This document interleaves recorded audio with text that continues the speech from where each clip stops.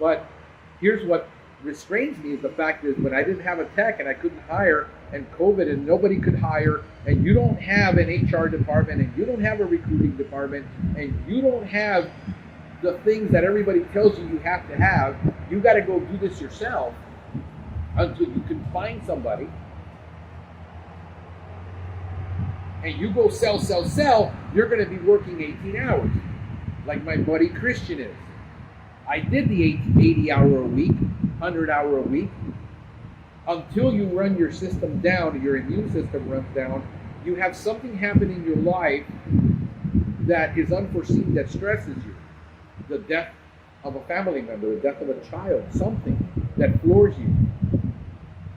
You know, I had a call from a fellow follower who listens to me, and he says, I'm burned out, I want to sell the business, I'm looking to sell it. And I said, well, unless you've got $500,000 to, you know, 3/4 of it, nobody's going to offer you a whole lot for a route. You can only find a local company. And then he says, well, I'm burned out. I'm expecting too much of myself. I'm running myself ragged. I'm frustrated. I'm angry. I'm going through all these emotions. And I said, listen, brother, you just need to take a step back. And if you take a step back, you know, he's a father, he's a husband, he's having to deal with his children. I just had a call this morning from another guy saying, you and I need to talk. I'm going down to Miami. I said, come over, bro, anytime you want. He says, yeah, I'm burned out. I can't juggle everything. I got my mother who has cancer. I'm dealing with that. I just can't juggle it all. How do you do it? I said, here's a very simple answer. If you don't answer your phone for a week and you don't make any sales, to deal with your family problem, you disconnect, you turn that phone off, you tell them, I'm gone for a week. And you move all of your services, and you take a week off, you take 2 weeks off, to deal with this problem, to get perspective, guess what? Nothing is going to happen, except you lose a little bit of business. I had to learn that the hard way.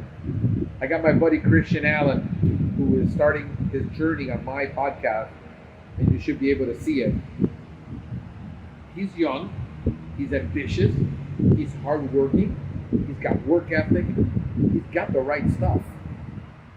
He's running emergency bat services, and I made the comment, it's going to get old quick. You can do it for a season,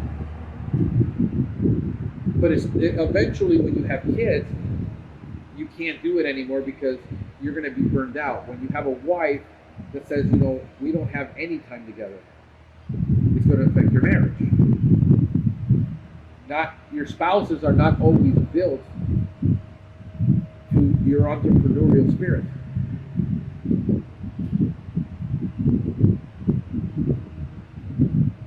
So what I do, then here is the other side of me. I've got the sales side, but I also have the ministry side of it. Deep down inside, I know I'm called to ministry. I'm called to serve people. That's what ministry is. I'm not called to be a priest or a rabbi or an apostle or a prophet. I'm called to serve people.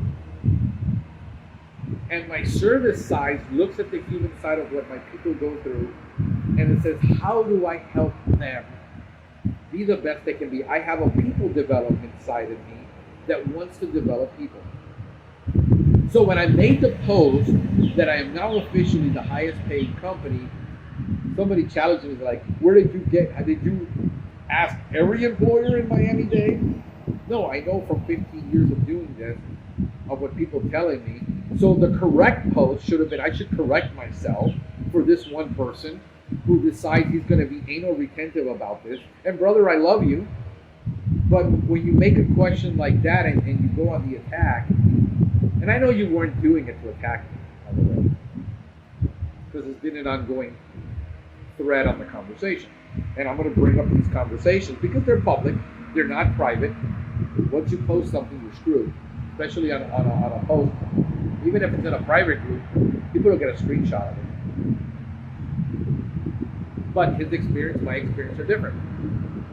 I got a guy who ran a $6 million company who told me, Frank, you can run a 50% payroll. And that's going to be normal until you get to about $1 million if you're growing. And that's okay. My payrolls are on 45, 48, sometimes 50, sometimes 55. It depends. And I'm doing the sales and I'm doing the admin. When I decided to convert, I've done hourly forever. Okay? I did hourly forever. I started people off when I first started out at 15 an hour. And then I started bumping when I started people out at 16, 17 because the economy here got very expensive. When COVID hit, you couldn't get anybody at $15 an hour to come work for you. It didn't matter. The other thing that people know is in their comments is that they're thinking that by me offering so much, I'm going to have people from other pest control companies jumping ship wanting to come to me. I've set a rule in my company. I don't hire people from other pest control companies.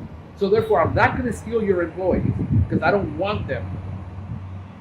Because I don't know how you train them and it's too expensive for me to retrain people.